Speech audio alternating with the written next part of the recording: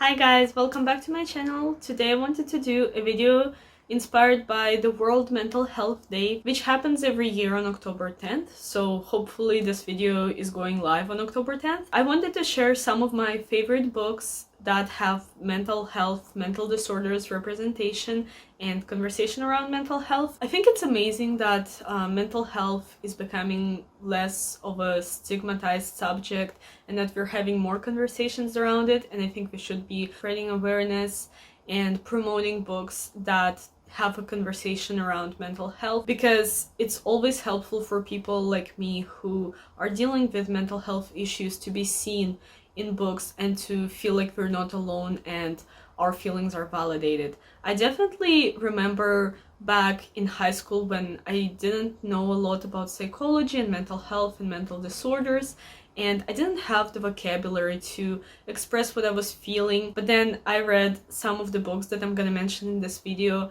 and I felt so seen and understood. So the small way that I hope to contribute to this conversation is by giving you guys some great books around mental health. So first of all, I wanted to start with 3 books that I personally felt seen in a lot. The first one is The Upside of Unrequited by Becky Albertalli. This is a YA contemporary book about a girl who notoriously has had 27 crushes or so, but never ever been in a relationship. This book is very diverse. The family at the center of the book is mixed race, has 2 moms, and they're also Jewish and Black. Our main character that we follow, she deals with a lot of anxiety, and I personally felt like it dealt with social anxiety. I was very surprised because I didn't know going into this book how much conversation there is going to be around it, but we really have a good deep dive into the feelings of the character and her thoughts and emotions. The everyday things that come with having to deal with anxiety, like taking pills and what does that entail, and just being in social situations. So I think if you're dealing with anxiety, generalized anxiety or social anxiety, especially if you're in high school, if you're having a hard time figuring out what you're feeling, I think this book is really great for that. The next book I've talked about quite a bit on my channel before, and that is Eliza and Her Monster by Francesca Zappia. This book is pretty popular on BookTube, and a lot of people have talked about the great mental health representation in this book. This book deals with anxiety and depression, and I would definitely put a trigger warning for depression and suicidal thoughts for this one. There is a siren. This book definitely hits a little bit harder than The Upside of Unrequited, and if you feel at all unsafe or triggered by depression or suicidal thoughts, I would warn you going into this book that it might be triggering. Be cautious when you pick this up. This book is about this girl named Eliza. She has a very popular online comic book, but nobody knows her real personality. And one day she meets this guy in her school who is the biggest kind of fan fiction writer based on her comic, but he doesn't know who she is and she doesn't reveal herself to him. The story really revolves around internet fame, feeling safe or unsafe, being known to so many people, and privacy, and having anxiety while having such a big following, and kind of balancing knowing that so many people know who you are or don't know who you are, and the responsibility that comes with your work. So this book was definitely very good at representing my thought process personally. I have read it a few times, and every time I get 2 things out of it. 1, I feel seen for my anxiety, and 2, I get very inspired to create art, because Eliza talks a lot about drawing her comic on the pages of this book, and it's so inspiring and so wonderful how she describes what she does, and it really just inspires you to want to create. So that's another reason why I would recommend this book. And the last book is another YA contemporary that I have not shut up about from ever since I started my channel, and that is, of course, Fangirl by Rainbow Rowell. This is definitely my favorite YA contemporary book of all time. I have not read anything where I have felt seen more than this book, and in this book we follow Kath, who is a fan fiction writer, and she is about to start her first year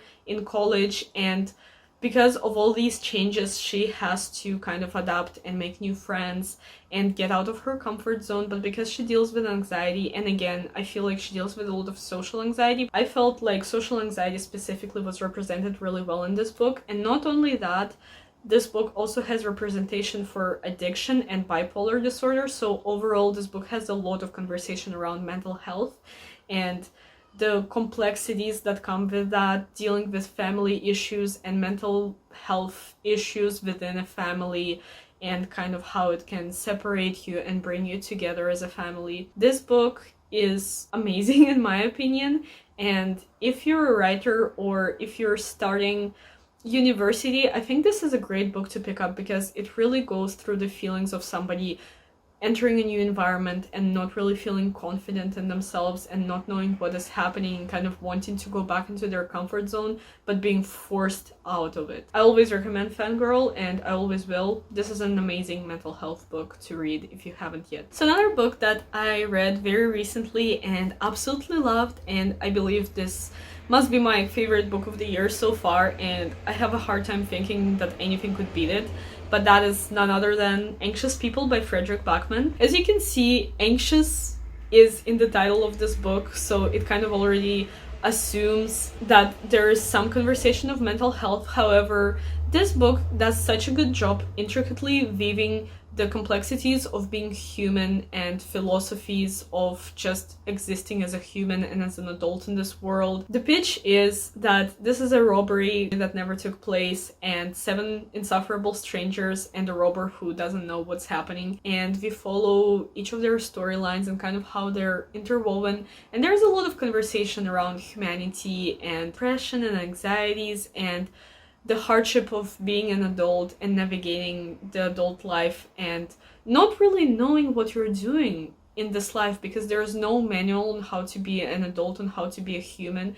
And I think Fredrik Backman does a brilliant job just describing how we're all lost and we're all just doing our best, but none of us really know what we're doing. This is an amazing book if you want to cry or laugh or read about a murder mystery in a way, but it's also a very good philosophical book, but not in a boring sense at all. This book was a blast to go through. I could not put it down. I listened to it on audiobook and I immediately bought a physical book because I know I will be rereading this book. I honestly want to reread it already, and I just read it like 2 weeks ago. It has amazing reviews and it has some of the best quotes out of any book that I have ever read, so I would recommend it for just the general philosophy about being human and the anxieties that come with being an adult. So the next book that I want to mention is a book that made me cry a couple of years ago when I read it, and it's A Monster Calls by Patrick Ness and Siobhan Dowd. This book is a YA, kind of like a folklore-based contemporary, so it definitely has fantastical elements, but it's dealing with a lot of the real-life issues. This book does a really good job expressing mental disorders and anxieties in a metaphoric way, because the monster that visits the main character in our book, it's really just a manifestation of his thoughts and feelings. And this has a very good conversation about dealing with hardship. And also this book has beautiful illustrated parts, as you can see. So it's very atmospheric, and as you read, you can really get the feeling of eeriness and darkness as something is looming over our character, and it's getting more and more intense as the story progresses. So this book is definitely heartbreaking, but I think this is a very good fictionalized representation of mental health and dealing with very hard things like your parent being sick. So yeah, I hope that made some sense, but yeah, this was an amazing book. If you want a good cry, or if you're looking for a quick read on mental health, this one is a good one. Another brilliant book that I recently read and loved that does have some conversation around mental health is Educated by Tara Westover. This book is a non-fiction memoir from Tara Westover about her living in an extremist Mormon family and her going from being told a specific way of life by her father and her mother partially, and kind of going from that to really carving her own path and pursuing post-secondary education, making her own decisions in the world. And this might not sound like a book that has to do with mental health on surface, but as you read the book, you can clearly see that in this family there are certain family members that are dealing with issues that aren't just regular issues. They have to do with mental health and how these issues manifest and affect everyone who has to live and interact with these characters with these mental health issues. And the conversation really can be had around what happens when these mental health issues aren't addressed and not being dealt with in any way, and really kind of not knowing what's happening until much later in the life when you realize that something else must have been going on for you to have experienced life the way you had. This book makes you think a lot about your way of life and the pursuit of your own path and your own education, because education is not just knowledge, it's also the way you think. I would also warn you that in this book there are some things that happen that are very traumatizing physically. People suffer a lot of injuries, there are car accidents, so if you have a hard time reading about real people getting hurt, this is something to be aware of. This happens a lot in the book. So I want to mention, while we're on the topic of nonfiction memoirs, 2 other nonfiction memoirs that when I read them, I felt like I got a lot out of it. It wasn't just people talking about their life and me not really relating. These were 2 memoirs that when I was reading them really made me think about my own life. So the first one is I'm Fine and Other Lies by Whitney Cummings, and she's a comedian. She's an American comedian, I think. She covers a lot of ground in her memoir, but it definitely touches a lot on mental health, perception of self, and being affected by Hollywood standards and your own demons in your own head, how it kind of affects your daily life and the situations that arise from that. It's not just about that, but the conversation around mental health I thought was really good, and Whitney Cummings talks about going to therapy and going to doctors and having a lot of conversations about these things and what she basically learned by having visited all of these professionals and specialists. She talks about codependent relationships, I believe that's what it's called. So that's something that if you're interested in, she also touches upon. And it's really woven very well together. This is written by a comedian, so it's also funny, but it's also, as you can tell from the title, definitely addressing how you're smiling through your teeth while having to deal with all of these problems, kind of like all the issues that we don't really show on the surface and how we deal with those. And another book that is a nonfiction memoir is actually written by 2 authors, and it's Stay Sexy and Don't Get Murdered by Karen Kilgariff and Georgia Hardstark. And if you know, they're actually the hosts of the My Favorite Murder podcast. They're known for talking a lot about mental health on their podcast, and in the book they really go even deeper into some of the situations that made them really start thinking about their mental health and addressing it and how they dealt with the different issues that happened in their life. So there is talk about addiction, anxiety, alcoholism, things like that. And they're very open and they have a funny take on certain situations, but it also definitely hits hard. They also talk about loss. So this book covers a lot of ground, but it really is about being human again and just kind of dealing with all of the different anxieties and complexities that come with that and all of the common experiences that all of us have. So they're amazing. I would highly recommend the book and also to check out their podcast because it's also fun. If you're at all interested in crime, it's an amazing podcast. And I will also leave links to all of the books that I talk about under this video, so you can check them out for yourself. So the next 2 books that I want to quickly mention are classics that deal with mental health, but not in a very obvious way, especially one of them. So the one that doesn't really position itself as having to deal with mental health, but I would argue it does, is Slaughterhouse-Five by Kurt Vonnegut. This is a book that is all about war and the effects of war and kind of how stupid it is. Vonnegut really comments on the stupidity and ridiculousness of sending young boys to kill each other. This book is kind of wacky. It has to do with time loops and aliens. Every time somebody dies, they say, "So it goes." Yeah, and I would say that this book, even though it's not necessarily about mental health, it really delves into a person dealing with the post-traumatic stress disorder, I would say, and how the war affected their mental well-being and their thought process. And I'm really reflecting on the effect of war on other people. So this is kind of like a different approach to mental health, and it's very wacky, and if you haven't read it, I would recommend you check it out. And everyone has different opinions on this book. I think it's interesting, but it definitely warrants multiple rereads because it's really hard to grasp what's happening from the first read, and I can't even explain to you fully what was happening in this book, but it's a good conversation about just the effects of war on people. And another book that is also a classic that talks a little bit more clearly about mental health is Of Mice and Men by John Steinbeck. I read it as part of my high school curriculum, and I wasn't as aware about mental health as I am now and the different disorders that people might have. That book is also another very short classic that talks about the repercussions and kind of the hardships that come with having a loved one struggle with mental health. And I'm not gonna spoil what this book is about because I feel like if you know, it kind of spoils the story, but this book follows two friends, George and Lenny, and they're trying to basically find work and to hopefully get some land to live on.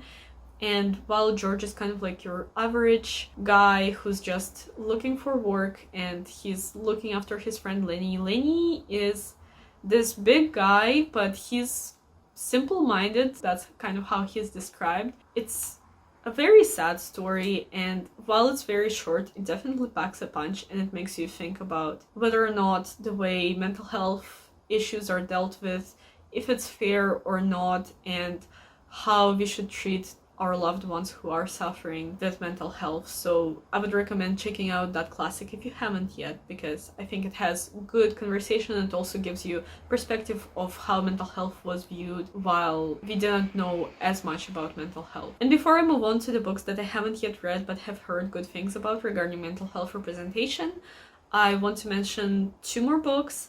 They're both YA. So the YA mystery is Truly Devious by Maureen Johnson. This is a trilogy, and our main character has anxiety. And while the book isn't about anxiety, the main character's struggles are very realistic and they're not shied away from by the author. The author really opens up the character and shows how her anxiety adds and plays into the way she deals with everyday things. And another book that I want to mention is Radio Silence by Ellis Osman. Again, this book isn't necessarily about mental health, but the characters, they deal with a lot of mental health issues. There are some characters that from their behavior you can clearly see there is something wrong, and you get this eerie feeling that people are dealing with more that's on the surface. If you want to read about people kind of trying to find their way and deciding whether or not to pursue post-secondary education, what they really want to do with their life, this is a good book for that. So now I just want to mention a couple of the books that I would like to read that I've heard good things about. And I'm not gonna go too deep into what they're about, but I know that all of these books are on the mental health Goodreads list. So the first one is Normal People by Sally Rooney. This is a book I recently purchased and has been getting a lot of praise on BookTube, so I'm interested to see what the mental health representation is. But this book is about basically a guy and a girl and kind of their connection throughout the years of being in high school and then kind of being in university together. That's kind of all I know, and I'm not sure what kind of mental health representation there is, but I'm sure I'll find out once I read it. And another book that I recently purchased that I feel like it's more clear what the mental health conversation could be about is My Dark Vanessa by Kate Elizabeth Russell. So this book is about this woman who is reflecting on her experience being basically groomed and sexually abused by her teacher, but she thought that it was kind of consensual, but she was very young. She was in high school. I believe she was around 15 when her teacher was grooming and abusing her. I believe we get two timelines, her in the past and her now reflecting on her past. And the story begins when the teacher basically gets accused of sexual harassment by other of his female students. I know this book is very hard to read, and clearly there is some conversation regarding abuse and harassment and grooming, gaslighting, things like that. And I'm very interested to see how it's dealt with. I definitely would love to read more books about gaslighting. So that's what this book is about. I'm hoping to get to it soon as well. Another book that I've heard a lot of good things about is The Bell Jar by Sylvia Plath. Sylvia Plath, I believe, dealt with depression, and she really talked about having to deal with depression, especially as a woman back in the day, and having mental health issues, but not really having the agency to speak for yourself and to be believed or listened to, really. So that's all I really know about this book. I know that Sylvia Plath committed suicide. While this is fiction, I believe, it talks about the real experience of depression. So that's all I really know, and I'm excited to read that one at some point. And then a few other books that I have seen talked about and get good reviews, and that are again on the list of the mental health books on the Goodreads list are Girl Interrupted by Susanna Kaysen, Eleanor Oliphant is Completely Fine by Gail Honeyman, My Year of Rest and Relaxation by Otessa Moshvek, and A Little Life by Hanya Yanagihara. I believe the Eleanor Oliphant has a non-neurotypical protagonist, and My Year of Rest and Relaxation deals a lot with depression. I hope that this list helped you find some books about mental health. As always, if you want to learn more about the books that I have mentioned in this video, they will all be linked down below. Please let me know some of your favorite mental health books. It's very important to take care of our mental health and to spread awareness and to eliminate the stigma around the conversation that unfortunately still exists. I hope you enjoyed this video, and I will see you in my next one. Bye!